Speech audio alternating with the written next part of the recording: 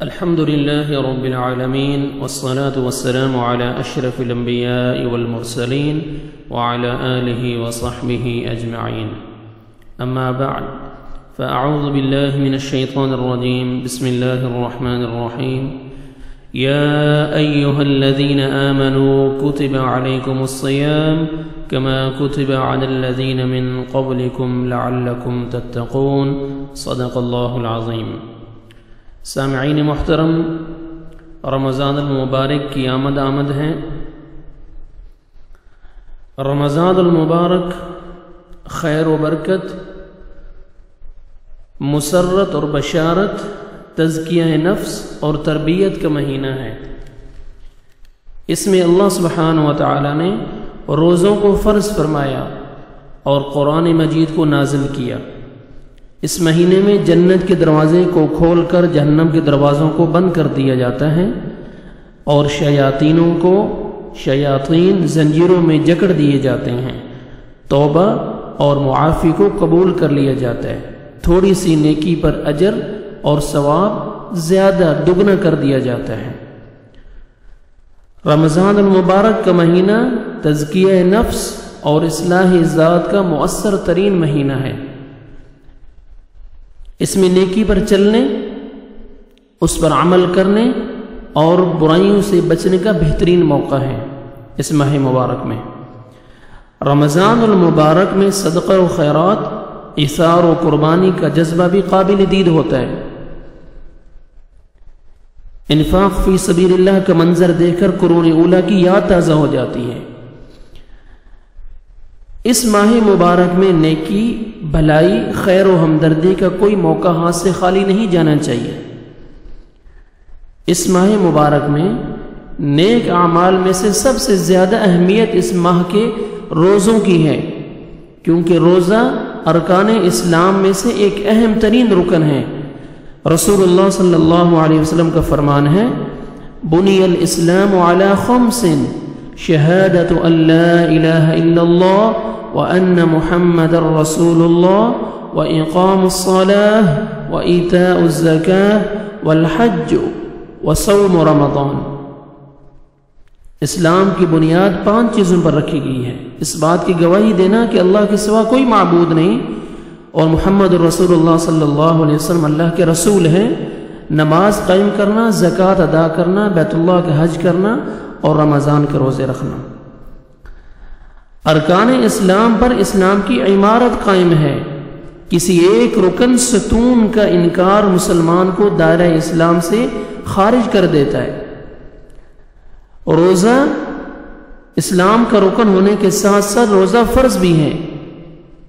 اللہ سبحانہ وتعالی فرماتے ہیں، یا ایھا الذین آمنوا کتب علیکم الصیام کما کتب علی الذین من قبلکم لعلکم تتقون۔ اے لوگو جو ایمان لائے ہو، تم پر روزہ رکھنا لکھ دیا گیا ہے، فرض کر دیا گیا ہے، جیسے ان لوگوں پر فرض کیا گیا تھا جو تم سے پہلے تھے، تاکہ تم متقی بن سکو، تم بچ جاؤ۔ روزہ بطور سزا ہم پر فرض نہیں کیا گیا، بلکہ اجر و ثواب اور تقوی کے حصول، درجات کی بلندی، نیکیوں میں اضافے کے لیے ہم پر فرض کیا گیا۔ پچھلی جو امتیں گزری ہیں، سابقہ امتوں پر بھی اللہ تعالیٰ نے روزہ فرض کیا تھا، مگر اس کے اوقات، ان روزوں کی کیفیات اور ان کی تعداد میں فرق تھا۔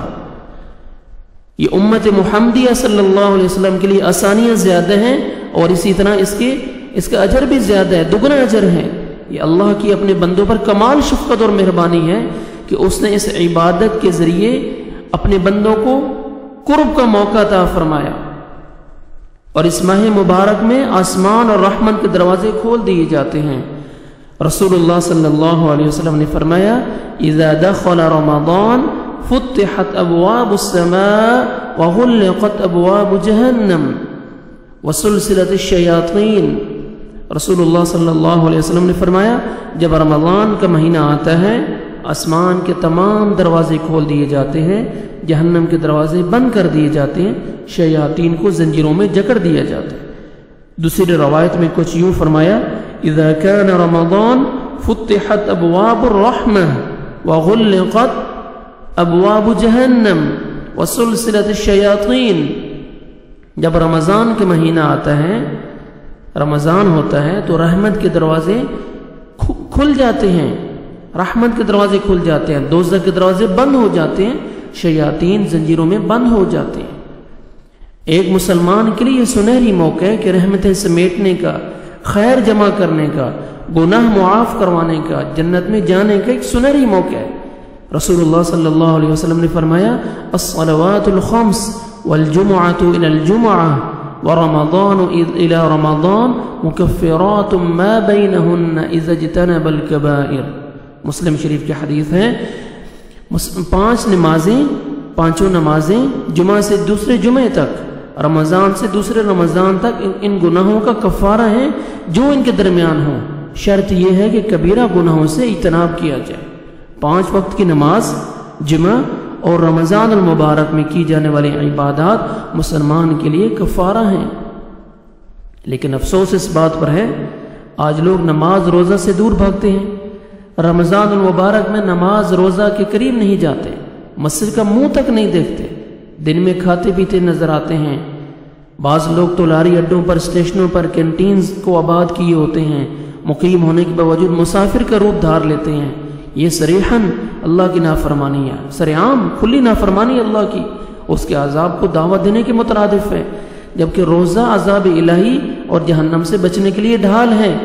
ارشاد نبوی صلی اللہ علیہ وسلم ہے الصوم جنہ یستجن بها العبد من النار، روزہ ڈھال ہے، اس کے ذریعے بندہ مسلمان جو ہے وہ جہنم کی آگ سے بچ جاتا ہے۔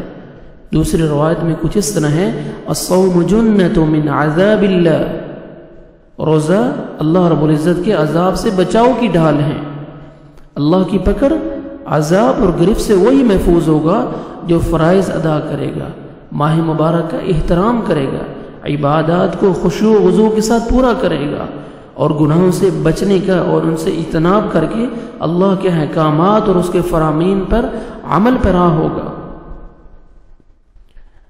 روز جہاں مسلمان کو اللہ کی پکڑ سے محفوظ، روزہ جہاں اللہ کی پکڑ سے مسلمان کو محفوظ رکھتا ہے اور گناہوں سے ڈھال بنتا ہے، بالکل اسی طرح آزمائش اور امتحان کے موقع پر کفارہ اور چھٹکارا بن جاتا ہے۔ فتنة الرجل في أهله وماله وجاره تكفرها الصلاة والصيام والصدقة، آدمی کی آزمائش ہوتی ہے اس کے بچوں کے بارے میں، اس کے مال اور پڑوسی میں، ان کا کفارہ الصلاة والصيام والصدقة، ان کا کفارہ نماز، روزہ اور صدقہ ہے۔ 3 چیزوں سے مسلمان کی آزمائش ہوتی ہے، تو کفارہ بھی 3 چیزیں ہی بنتی ہیں۔ ان کو باقاعدگی کے ساتھ ادا کرنے کا اہتمام کیا جائے تو انسان آزمائشوں سے بچ جاتا ہے، اللہ کی حفظ و امان میں آ جاتا ہے۔ اب آزمائش سے کیا مراد ہے؟ اس کا مطلب ہے کہ اللہ تعالیٰ ان چیزوں کے ذریعے اپنے بندوں کو آزماتا ہے، ان کا امتحان لیتا ہے، جیسے کہ اللہ تعالیٰ فرماتے ہیں سورۃ التغابن میں انما اموالکم واولادکم فتنہ، اولاد کے مسئلے میں آزمائش یہ ہے کہ انسان اپنی اولاد کی تربیت کیسی کرتا ہے، تعلیم اور تزکیہ کا کیا اہتمام کیا اس نے، ان کی جائز ضروریات کو پورا کیا بھی ہے یا نہیں کیا، ان کو اللہ تعالیٰ کی توحید سے آگاہ کیا، اللہ کی معرفت، نماز کی ادائیگی اور دیگر فرائض کی تکمیل کا پابند بنایا یا نہیں بنایا۔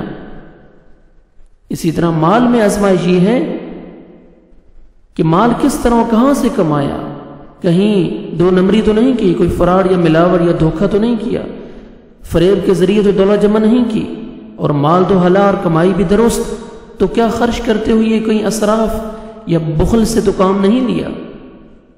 تیسرا پڑوسی کے سلسلے میں آزمائش یہ ہے کیا اس کے حقوق کو پورا کیا، مشکل میں اس کا ساتھ دیا، اس کے آرام اور سکون کا خیال رکھا، اس کی بیوی اور اس کی بیٹی کے مسئلے میں خیانت سے تو کام نہیں کیا، خوشی غمی میں اس کا تعاون کیا یا نہیں کیا۔ اس سلسلہ میں اگر کوئی کمی رہ جائے گی تو تینوں نیک اعمال اس کے لیے کفارہ بن جائیں گے۔ ان الذين آمنوا وعملوا الصالحات انا لا نضيع اجر من احسن عملا، بے شک جو لوگ ایمان لائیں، نیک اعمال کریں، ہم کسی نیک عمل کرنے والے کا ثواب ضائع نہیں کرتے۔ اللہ تعالیٰ بڑے قدردان ہیں، اہل ایمان کی نیکیوں اور ان کے اجر و ثواب کو ضائع نہیں کرتے، نہ ہی کسی پر ظلم کرتے ہیں۔ نیک عمل کرنے والے چاہے مرد ہوں یا عورتیں سب جنت میں جائیں گے۔ اللہ سبحانہ وتعالیٰ فرماتے ہیں وَمَن يَعْمَلْ مِنَ الصَّالِحَاتِ مِن ذَكَرٍ أَوْ أُنثَىٰ وَهُوَ مُؤْمِنٌ فَأُولَٰئِكَ يَدْخُلُونَ الْجَنَّةَ وَلَا يُظْلَمُونَ نَقِيرًا۔ مومن مرد اور مومن عورتوں میں سے جو بھی نیک عمل کرے گا وہ جنت میں جائے گا۔ ایسے لوگوں پر کھجور کی گٹھلی کے شگاف کے برابر بھی ظلم نہیں کیا جائے گا۔ اللہ تعالیٰ کسی بندے پر ظلم نہیں کرتے۔ ظلم تو دور کی بات، اللہ رب العزت تو ایسے لوگوں کی دنیا باسعادت اور آخرت بآخرت جو ہے نا وہ باکمال بنا دیتے ہیں، جو نیکی پر عمل کرنے والے ہوتے ہیں۔ اللہ سبحانہ وتعالیٰ فرماتے ہیں سورۃ النحل میں من عمل صالحا من ذکر او انثى وهو مؤمن فلنحيينه حياة طیبة ولنجزینهم اجرهم باحسن ما كانوا يعملون۔ مومن مردوں اور عورتوں میں سے جو نیک کام کریں ہم دنیا میں انہیں بہترین زندگی دیں گے، آخرت میں انہیں بہترین بدلہ دیں گے۔ لہذا اسلام کے ارکان اور احکام جس طرح مردوں پر فرض ہیں اسی طرح عورتوں پر بھی فرض ہیں۔ مخصوص ایام میں حیض اور نفاس کے دنوں میں اللہ رب العزت نے اپنی بندیوں کو رخصت اور رعایت جو عنایت کی ہے، جو رخصت دی ہے، یہ اس کی کمال مہربانی ہے۔ دیگر عبادات کی طرح اللہ تعالیٰ نے رمضان المبارک کے روزے بھی مرد اور خواتین پر فرض فرمائے ہیں، جو اہم ترین عبادت ہے۔ فمن شہد منکم الشہر فلیصم، تم میں سے جو شخص اس مہینے کو پائے اسے روزہ رکھنا چاہیے۔ رسول اللہ صلی اللہ علیہ وسلم نے زندگی میں 9 مرتبہ اس فریضے کو انجام دیا۔ روزہ 2 ہجری میں فرض ہوئی ہے، روزے 2 ہجری میں فرض ہوئی، رسول اللہ صلی اللہ علیہ وسلم کو اپنی زندگی میں 9 مرتبہ اس فریضے کو انجام دینے کا جو ہے وہ حاصل ہوا شرف۔ لہٰذا روزے کے احکام اور مسائل کو جاننا، اس کے آداب سے آشنا ہونا، اس کے تقاضوں کو سمجھنا، پورا کرنا انتہائی ضروری ہے۔ ساتھ ہی ساتھ ان عبادات کی معرفت بھی ہونی چاہیے، پہچان بھی بہت ضروری ہے، جو رمضان المبارک میں بطور خاص یا اہتمام کے ساتھ کی جاتی ہیں۔ مثلا تقوی کا حصول، قیام اللیل، تلاوت قرآن مجید، دعا، صدقات و خیرات، اعتکاف، جہاد فی سبیل اللہ، عمرہ کی ادائیگی، توبہ و استغفار، صدقۃ الفطر، تکبیرات وغیرہ، ان کی معرفت اور ان کی پہچان بہت ضروری ہے۔ اللہ سبحانہ و تعالی ہمیں رمضان کا استقبال کرنے کی توفیق عطا فرمائے اور ان اعمال پر اور زیادہ سے زیادہ نیکیاں کمانے کی توفیق عطا فرمائے، اور اللہ سبحانہ و تعالی ہمیں صحت کے ساتھ اور ایمان کے ساتھ ہمیں اللہ سبحانہ و تعالی یہ ماہ مبارک نصیب فرمائے۔